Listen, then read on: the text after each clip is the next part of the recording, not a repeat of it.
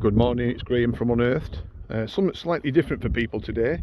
We're not actually detecting as such, but this gives people an idea of what we do at Unearthed, our organised digs. So me and Gaz have come up to visit a farm, well, two farms actually today, to check for green waste. So we'll be checking this field first. It's absolutely imperative that we check all the fields that we detect on first before we have a visit with the group, to check for land availability, grass height, green waste, because obviously green waste would deem the dig completely hopeless and useless, and then we look at the maps for any likely spots that would produce for the dig team, and the amount of fields, acreage, etc, etc. So you know, there's a lot of good dig groups up and down the country.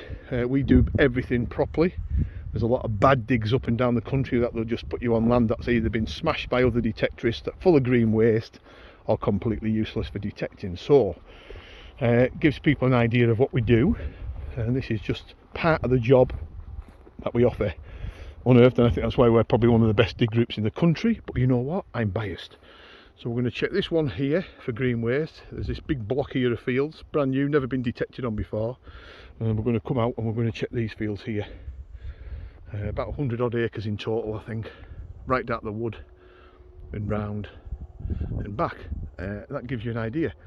We'll be back in about a couple of minutes to give you an update after we've checked. We're going to check 3 fields in total for green waste. That'll give us an idea of what's on here. So as you can see, Gaz is now giving the field a scan for any toxic green waste, as we call it, or metallic green waste, and it's all looking pretty good up to now. There's no, usually you get bleep bleep bleep constantly. Every sweep of the detector you're locating pieces of twisted aluminium and other nasty bits mixed in. So at the moment it's looking good. There's no sign of any green waste at all, so happy days. Ideal. So it's that one, the one with cows. One with the cows. Let's see if I can home in on that. Yeah, one with the cows. There's a strip field next to it, which is goes up there. That one there, obviously this one here, and that one there. That's 5. Yeah, that'll be perfect. That perfect for a morning's dig.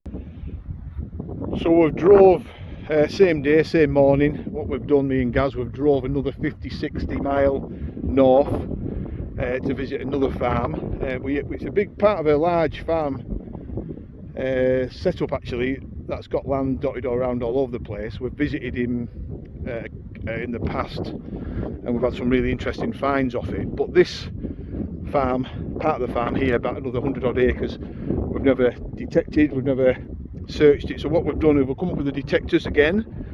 As you can see what the work, you can see the work that goes on behind the scenes with Unearthed now. We really do go the extra mile to make sure that the horrible green waste isn't on here. But the treat is, we've got a section here of ploughed land that's probably 20 odd acres. We've got this rather nice looking lump here, and then we've got fields that go on into the distance. Gaz is actually checking this one out for green waste as we speak. We dig 1 or 2 targets. We don't detect this land ourselves. We're not greedy people. What we don't do is we don't detect land ourselves like some of the other dig organisers do up and down the country, where they'll take coins and artifacts out for themselves, and then they'll have a dig on for their groups. But we're not like that. We want to make sure that the finds are in the hands of the people that attend, shall we say. So that's the plan. So folks, keep watching. The dig will be next week.